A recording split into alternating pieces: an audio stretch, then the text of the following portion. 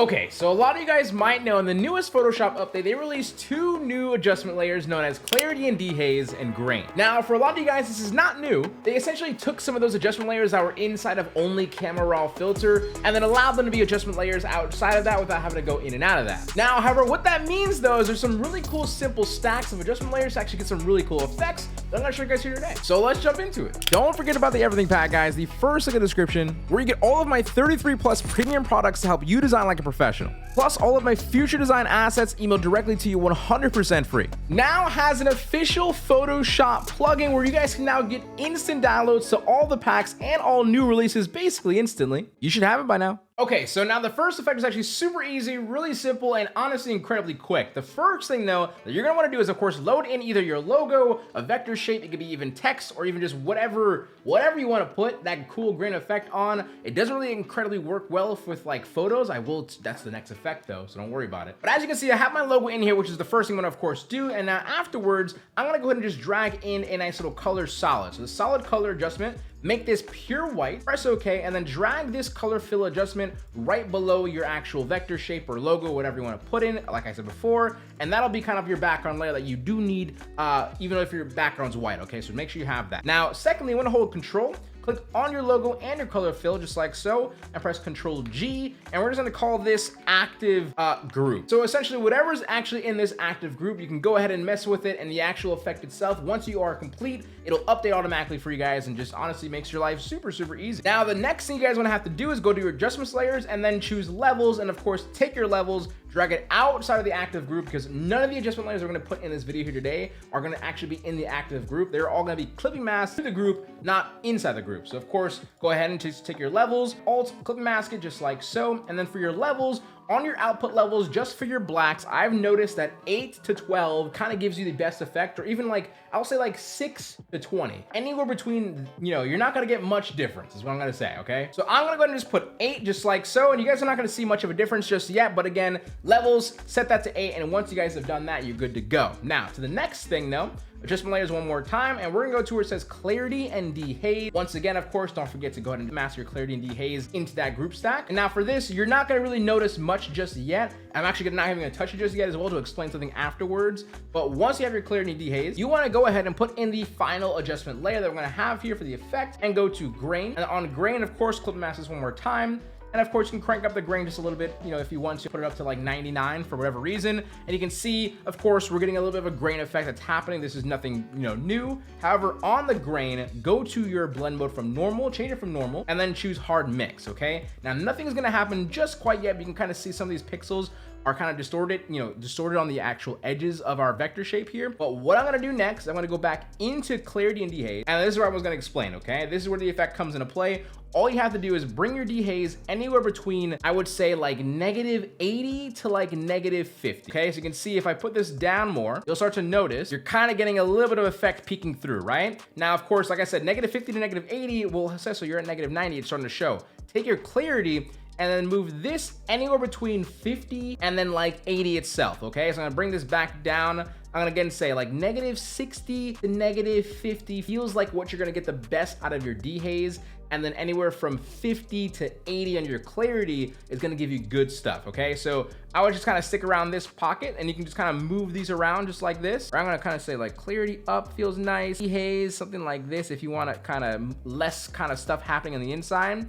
And then once you guys are good with your clarity dehaze, you can go back into your grain, and this we can also further customize. You can make the size of these pixels super big, and it's kind of fun and distorted, right? And then I can put the roundness down if I want to, or excuse me, roughness if I wanted to put down, and then like the amount of that's happening, bring this back down. Yeah, for this for a little bit. But you will notice though, if I kind of zoom in really, really close, you can start to see these little red, yellow, and I think there's even some blue dots here. Yeah, right here, right? The reason that happens is because the actual overall Clarity and Dehaze, like AI, like API that's happening with the pixels, essentially distorting it so much, it's starting an artifact. So of course, to get rid of these random, red, yellow, and green blue shapes, go ahead and go to your grain, click on it, go over here to your adjustment layers one more time, and then choose hue and saturation, and then put that one as a clip mask. And essentially all you have to do is take your saturation and lower it down to -100, and essentially just make those you know, red and, you know, yellow dots to gray instead, which I think is a little bit less irritating and a lot more ignorable, and no one will probably notice. And yeah, this is pretty much the effect. Super quick. No, like once you got the stack, essentially what you can do now is, if I just want to, let's like mess with this a little bit for a second. The dehaze up to my grain for a second as well. I think something like this kind of looks nice, like a little stipple effect, to be honest, right? So under my active layer, right, I said before, if I just hide this, go to my brush, if I wanted to kind of just like go ahead and just brush in something, it will automatically update. So again, anything you put in there, it'll be good. Okay, so you can kind of see, right? Boom, it'll automatically update. So whatever you put in there, even if it's text, let me show text real quick. We'll just do effect. My text will have to be black though. Hold on, there we go. So yeah, will have to be black because that's how my levels are set up right now. So there you go. You can do effects, with text, brush effects, or even vector shapes, and just like so, looks pretty cool. Now, let's just say you want it to be transparent because you want it to be above something. Take your active group, hold shift, press hue, click on hue and saturation. That selects everything in between. Press Control G, and then we're just gonna call this grain effect, right? And essentially from here, you double click on grain effect itself. Right below this, I have a text layer, right? Kind of see what's happening. It's not there right now because we have our solid white on it. Now, if I double click on it, the grain effect, and then go over to blend if, which is under blending options, take your current layer and take the white, and all you have to do is move it literally one. It could be 255 is the max, just put it 254. You can even move it even further down. It doesn't really matter, but as long as it's one, you'll get it from, you know, being solid white to transparent, just like that. Press OK, and then just, you know, you can kind of mess around with some stuff and make it transparent, right? So super, super simple. Now, one thing that's super annoying, just because of how Clarity Dehaze does work, if you wanted to say you wanted to go to your active group and put back on,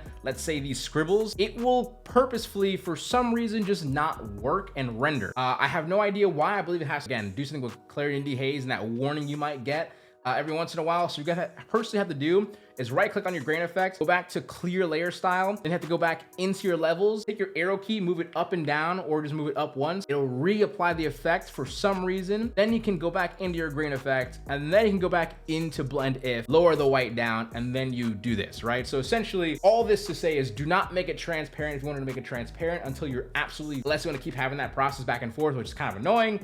It's completely up to you. But I will say I think this effect looks super, super sick, and it's super easy to do, and why not? Like literally, why not? And yeah, as long as you don't touch that active layer, you can still play with the stuff below it. But again, yeah. But also shout out to Jorge. If you don't even know who he is, just like he's like my best friend when it comes to Photoshop stuff. Totally let me this effect. So just, you know, I didn't even say that I was gonna shout him out, but you know, go show him some love. But now let's go ahead and move on to the next effect. Okay, so for this next effect is honestly super, super simple as well. But again, you gotta get from here and you go to here, and it's just really cool. You can kind of notice what's happening here for this effect as well. In particular, before I get into it, it's of course adding that noise, but also allowing it to have some pattern fill on the inside now too, because of the actual way that you can stack them as well. So let me show you guys how to do it. That was English. Let me show you how to do it. So first things first, of course, when you have your photo in here, you're gonna bring in immediately a nice little grain. Now, of course, this grain, you can put this up as long as you want to, and then kind of move around the effects, but nothing, you'll probably not want to touch it yet until you kind of keep going. And of course, the next thing immediately is the clarity and dehaze. Essentially the same exact thing here. Don't really have to worry about too much happening just yet, but this dehaze, as you can see, will kind of target some of these highlights, allow it to spread to give you that really cool noise that's happening below it. Now, next is exposure. Just put one of these on. This is essentially going to just kind of help you,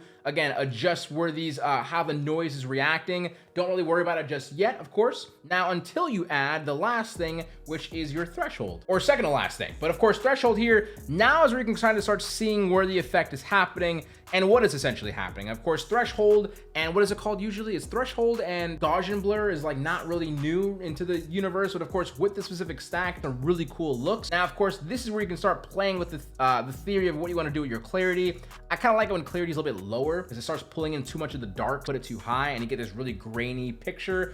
I'm not looking for noise like this. I'm looking for a very particular noise. So I choose to actually say your clarity should be pretty low until you don't see much of that background noise happening. Of course, depending on your photo, my personal take. Dehaze, though, I kind of like flirting with this because this, of course, adds how much of that noise you're actually getting with the actual shape itself, or shapes themselves that are creating from the picture. And this, of course, I'm gonna kind of adjust this and say, like, this looks pretty good.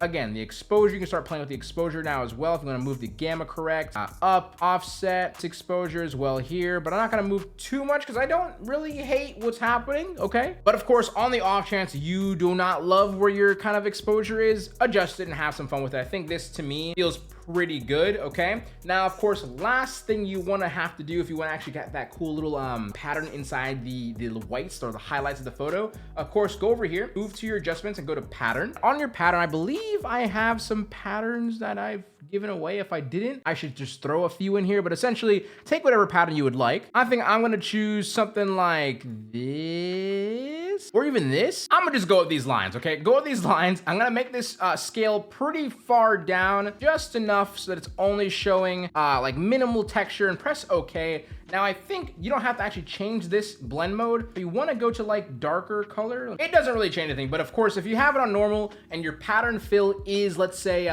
black, like my lines are black, but of course you can pattern any color. Like for instance, if I had this particular pattern for whatever reason, and I made this scale super, super small, you will immediately notice, of course, that I can't really see anything because it is over everything. But then, of course, you can change your blend mode to something like vivid light if you want it to only be on the shadow part of your picture, or subtract if you wanted to have it on your highlights, okay? So essentially, if you wanted to do that, you can definitely do that. But again, if your patterns themselves are pure black, you don't have to really worry about that. And it kind of just looks as if only having it in one spot. And I think this looks just really cool, and I wanted to show you. Is it cool? Am I lying? I think it's pretty fun. So essentially, if you can just take this is just regular adjustments. You can actually even just group this. If you want to put more things below it, you can do it. It doesn't really matter. It's not going to move anything or mess anything up. But yeah, you just throw some text on it. Just say brick, for instance, right? Yeah, you can just have some nice little fun with the texture. So honestly, with that is the end of the video that we have here today. So honestly, shout out finally Photoshop for bringing in some grain and clarity. Way too long, but I'm not complaining that much. So with that being said, it's Seso HQ out.